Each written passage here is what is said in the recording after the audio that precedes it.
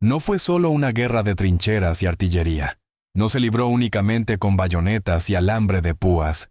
La Primera Guerra Mundial también fue una guerra financiera. Una guerra librada en reservas de oro, en mercados de bonos y bancos centrales, y en las oficinas secretas de financieros que nunca pisaron el campo de batalla. Los soldados pagaron con sangre, pero los banqueros y los gobiernos calculaban balances. Y lo que hicieron en aquellos años no solo determinó quién ganó y quién perdió. También reconfiguró el sistema financiero mundial de una manera que todavía hoy nos tiene atrapados. Si crees que la guerra es simplemente una cuestión de política y ejércitos, piénsalo de nuevo. La Primera Guerra Mundial demostró que el dinero es un arma, y una de las más letales jamás inventadas. En 1914, Europa ya era un polvorín. Las rivalidades nacionales, las ambiciones coloniales y las alianzas militares habían convertido el continente en un tablero de ajedrez de paranoia. Pero detrás de todos los discursos sobre el honor y el imperio, había una realidad financiera.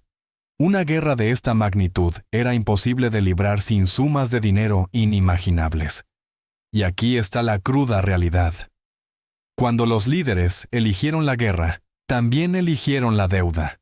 Cada imperio que enviaba sus tropas al frente también enviaba a su pueblo a un futuro de carga económica.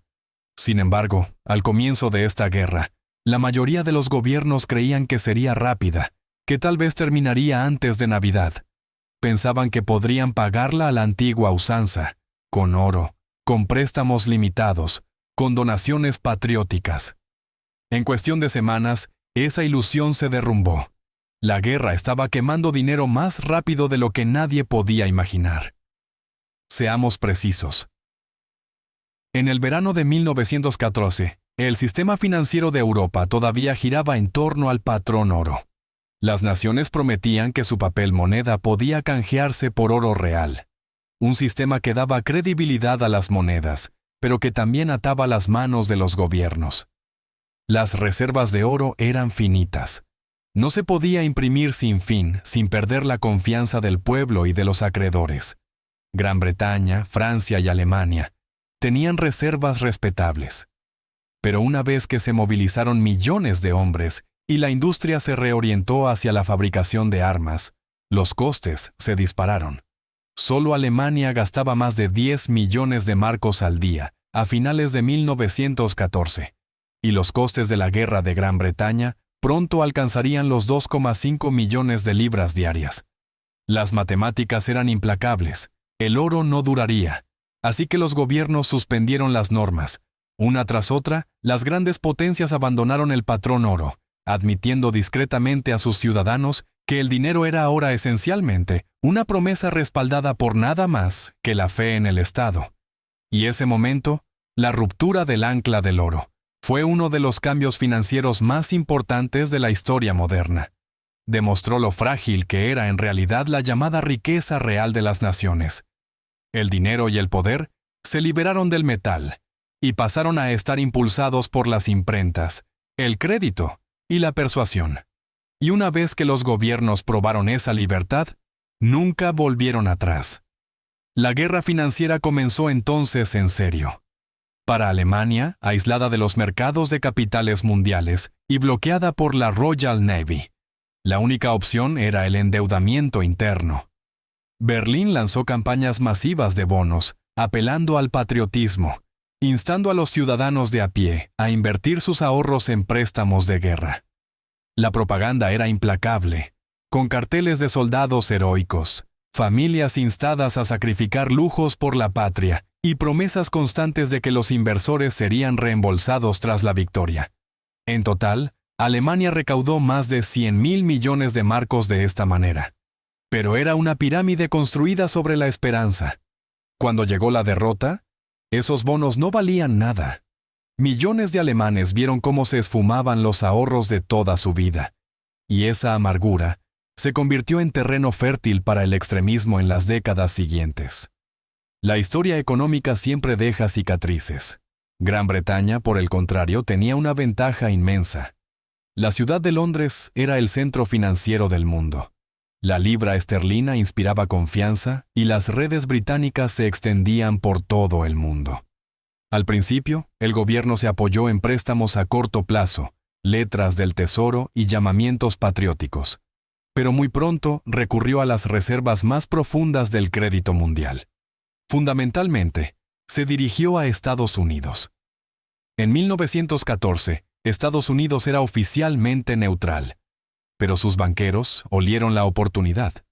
Empresas como JP Morgan y Comters se convirtieron en el salvavidas financiero de Gran Bretaña y Francia, concertando enormes préstamos y gestionando la compra de armas, alimentos y materias primas.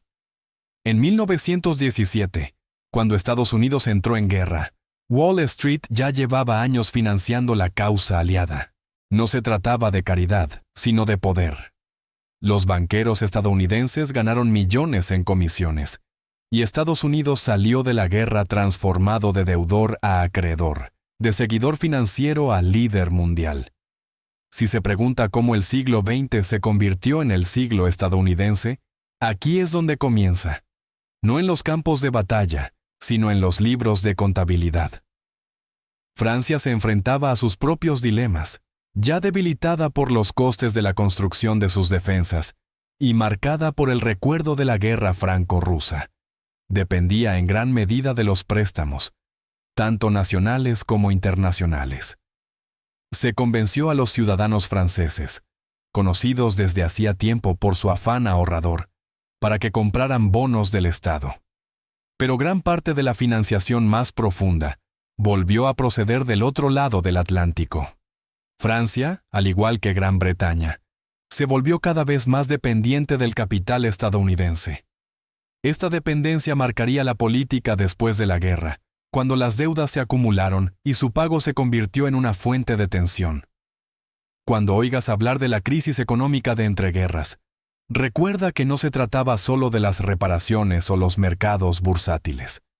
También se trataba del peso aplastante de la deuda acumulada durante esos 4 años de matanzas. Mientras tanto, la guerra financiera de Rusia fue un desastre. El imperio era vasto, pero estaba subdesarrollado.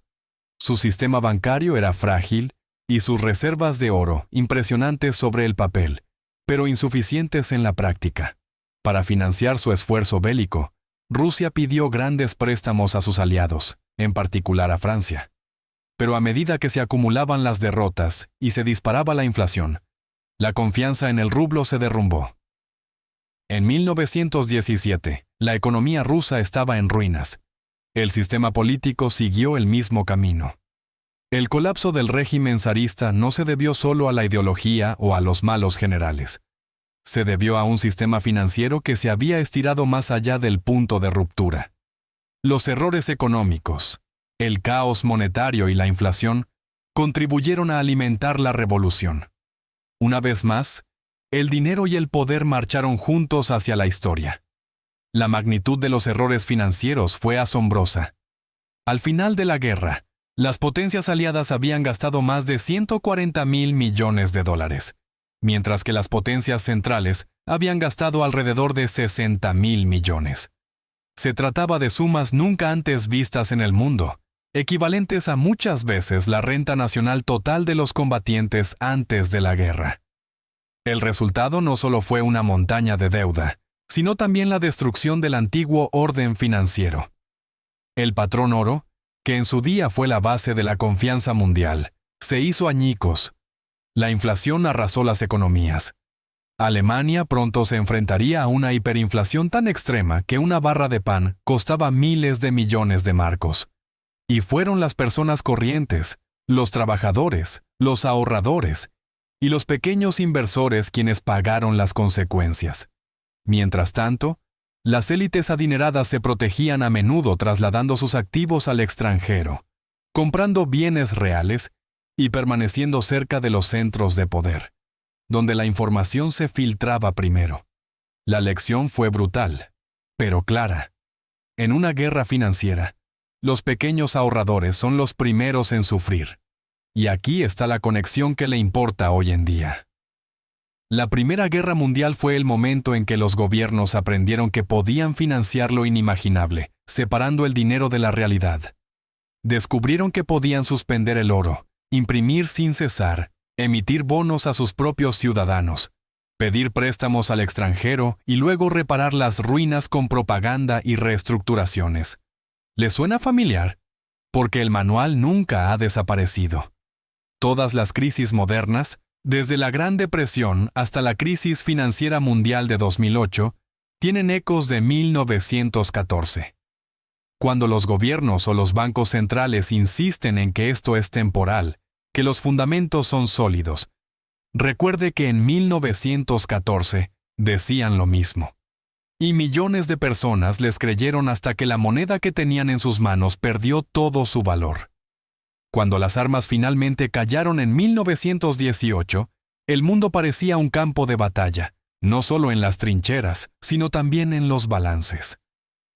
Estados Unidos, que antes de la guerra era una nación deudora, ahora poseía las mayores reservas de oro del mundo y la mayor posición acreedora de la historia. Europa, el antiguo corazón de las finanzas mundiales, se ahogaba en deudas. Gran Bretaña debía a Estados Unidos más de 4.000 millones de dólares. Francia debía más de 3.000 millones. E incluso las naciones más pequeñas se vieron envueltas en obligaciones que nunca podrían pagar de forma realista. La guerra había convertido a Wall Street en la nueva capital financiera del planeta, desplazando a Londres de una forma que ningún cañón habría podido lograr. Había comenzado la era del dominio estadounidense en materia de dinero y poder. Pero no fue una transición fácil. Porque aquí está la trampa. Cuando las guerras se financian con préstamos, el reembolso se convierte en una guerra en sí misma. Gran Bretaña y Francia, desesperadas por mantener la confianza de sus ciudadanos que habían comprado bonos de guerra, ahora tenían que sacar dinero a Alemania en forma de reparaciones.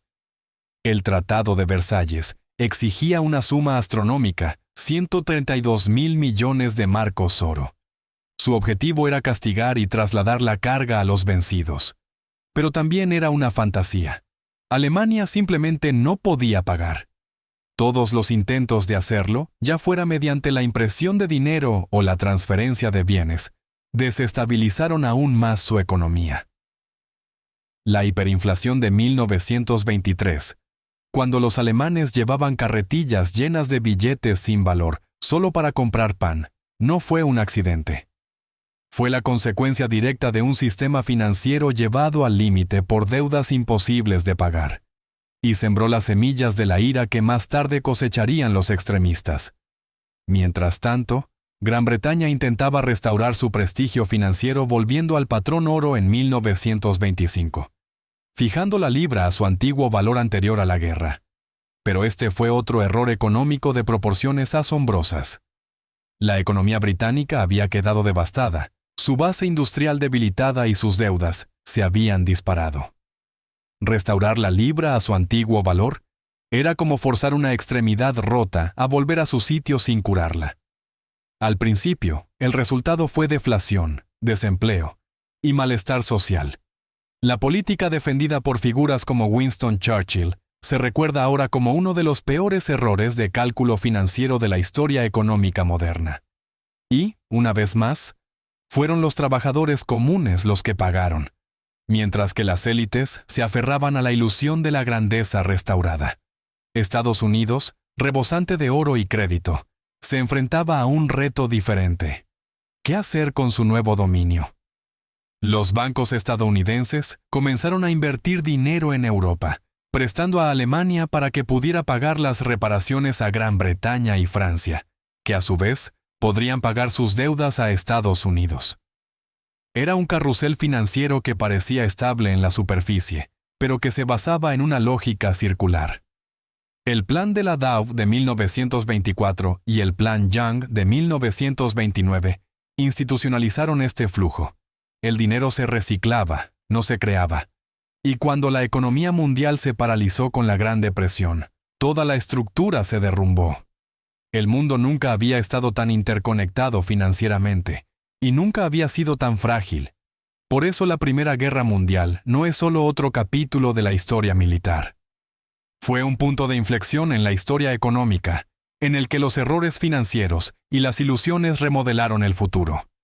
La guerra demostró que los gobiernos podían abandonar el oro, inflar las monedas y pedir préstamos a una escala sin precedentes, y aún así, convencer a sus ciudadanos de que estaban haciendo lo correcto.